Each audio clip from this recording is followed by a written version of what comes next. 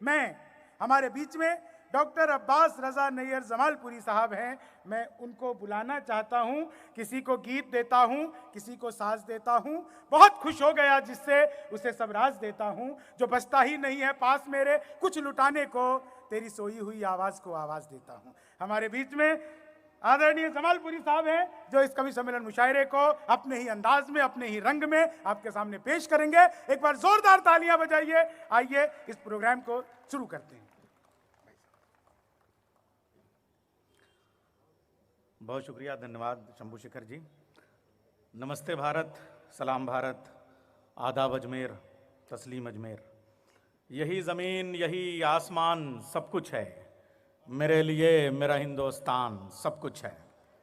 आज 28 नवंबर 2021 को Khwaja model school Ajmer में अल्पसंख्यक मंत्रालय भारत की जानिब से माननीय मुख्तार अब्बास नकवी की सरबराही, माननीय प्रधानमंत्री की सरपरस्ती में हिंदुस्तान की आज़ादी के 75वें वर्ष यानी अमृत महोत्सव के मौके पे मेरा वतन मेरा चमन के उन्वान से मुअज्जिन बरमहल बरवक्त बोला, मेरी आवाज़ मक्के और मदीने। अजान की वजह से हम 2 मिनट की खामोशी रखेंगे।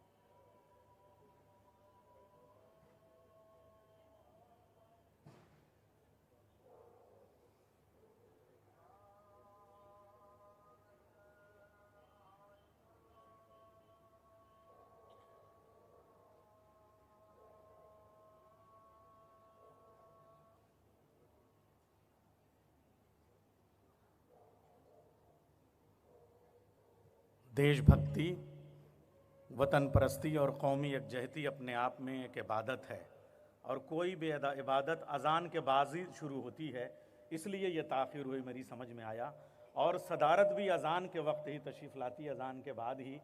तो प्रोफेसर वसीम बरेलवी की सदारत को देख रहे हैं आप, तालियां ज़रा और मूसलाधार बारिश की तरीके से। जहाँ जहाँ जिस शहर में अमृत महोत्सव के मुशायरे की तारीख़ का ऐलान होता है, उस तारीख़ का इंतज़ार भी लोग पहली बारिश के मौसम की तरह से करते हैं, और वो इंतज़ार ख़त्म हुआ। कल की शाम बरेली में वसीम बरेलवी के नाम थी, और आज की शाम आपकी सदारत के नाम है। बहुत ताज़ीम करते हैं, बहुत तकरीम करते हैं, सब अहले दिल सदारत आपकी तस्लीम करते हैं। एक बार और ज़ोरदार तालियों से आप इस्तकबाल कीजिए। यह हमारे मुशायरे हमारे माजी की विरासत भी हैं, आने वाली नस्लों की अमानत भी हैं। यह हज़ारों साल की तहजीब और परंपरा अगर 2 लफ्ज़ों में लिखी जाए तो एक लफ्ज़ है वसीम और दूसरा लफ्ज़ उसी के साथ आता है बरेलवी। एक बार और ज़ोरदार तालियां ताकि यह मुशायरा बाज़ाब्ता तौर पर शुरू हो जाए। ख़वातीनो हज़रात, भाइयों बहनों, देवियों और सज्जनों, यह हमारा पूरा भारत अमन का भारत है, चैन का भारत है, खैर सगाली का भारत है, तरक्कियों का भारत है, मोहब्बत का भारत है, प्रेम का भारत है। यहाँ हिंदू अपनी चोटी के साथ जीता है, मुसलमान अपनी दाढ़ी के साथ जीता है और सरदार अपनी पगड़ी के साथ जीता है और सब पास में बैठे होते हैं। हर धर्म और हर विकास, हर तरह के लोगों की नुमाइंदगी यहाँ मौजूद है। लेकिन मैं जिस जगह पे खड़ा हूँ, ये ख्वाजा मॉडल स्कूल, ये सरस्वती का प्रांगण, यहाँ से 7-8 किलोमीटर की दूरी पे ख्वाजा गरीब नवाज की दरगाह है, 10-11 किलोमीटर की दूरी पे पुष्कर है जहाँ ब्रह्मा जी का मंदिर है। लेकिन सदियों का इतिहास गवाह है कि पुष्कर में एमएलए मुसलमान हुआ करता है और ख्वाजा साहब की दरगाह के इलाके में जो एमएलए है वो हिंदू हुआ करता है। इसका मतलब ऊपर वाले ने ये व्यवस्था की है कि मंदिर का कारोबार मुसलमान के हाथ से चले और एक दरगाह का जो निज़ाम है वो एक हिंदू के हाथ में चले। इसी को कहते हैं यूनिटी इन डाइवर्सिटी। ये अजमेर है, यहाँ की मिट्टी का प्यार है, ये दरगाहों का शहर है, ये वलियों का शहर है, ये सूफियों का शहर है, ये संतों का शहर है, ये पर्वतों का शहर है, ये चोटियों का शहर है, ये झरनों का शहर है, ये सरचश्मों का शहर है, ये किलों का शहर है, ये मोहब्बतों का शहर है, ये खूबसूरत चेहरों का शहर है। अपने लिए भी तालियां बजा लीजिए आप लोग। आइए, अब बहुत कम है। अजय राज चौहान का शहर है, ये गरीब नवाज का शहर है, ये मन्नू भंडारी का शहर है। कितनी तारीखें इस शहर के साथ वाबस्ता हैं। मैं एक बार माननीय प्रधानमंत्री जी और माननीय मुख्तार अब्बास नकवी जी की खिदमत में एक शेर पेश करूंगा। अजमेर का मतलब है वो पर्वत जिसे जीता न जा सके, लेकिन इस चोटी पे आज इस मुशायरे की वो नहर जारी होके आई है। मुख्तार अब्बास नकवी ने फरहाद बन के मुशायरे की ये नहर दिल्ली में जारी की थी, आज वो अजमेर तक आ चुकी है। कमाले आशिकी हर एक को हासिल नहीं होता, हजारों में कोई मजनू कोई फरहाद होता है। और अब आइए शायरी की तरफ चलते हैं, ज़िंदगी की दिलचस्पियों की तरफ चलते हैं, ज़िंदगी की हकीकतों की तरफ चलते हैं। ज़िंदगी जीने का अंदाज बदल रखा है, सादगी हमने तेरा नाम गज़ल रखा है। मेरे कमरे मेरे ख्वाबों का भी मुमताज़ महल है कोई, मेरे कमरे में भी एक ताजमहल रखा है। आइए सबसे पहले हम चलते हैं मुसफ़ी और जौनेलिया की सरजमीन की तरफ।